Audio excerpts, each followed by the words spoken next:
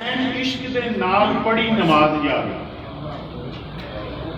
ਐਨ ਇਸ਼ਕ ਦੇ ਨਾਲ ਪੜੀ ਨਮਾਜ਼ ਯਾਰੋ, ਸਜਦੇ ਅੰਦਰ ਖੁਦਾ ਦਾ ਦੀਦਾਰ ਕੀਤਾ। ਕੋਹੇ ਤੂਰ ਮਿਰਾਜ ਮਿਰਾਜ ਅੰਬੀਆ, ਕੋਹੇ ਤੂਰ ਮਿਰਾਜ ਮਿਰਾਜ ਅੰਬੀਆ, ਰੱਬ ਖਾਕ ਨੂੰ ਗੁਲੋ ਗੁਲਜ਼ਾਰ ਕੀਤਾ ਤੇ ਬੰਦੇ रब दे इत्थे हज़ार रखियां, बंदे रब दे इत्थे हज़ार रखियां। नबी पाक या ना कोई दीदार कीता, शहादतां आल दियां हुंदियां वेखियां, शहादतां आल दियां हुंदियां वेखियां।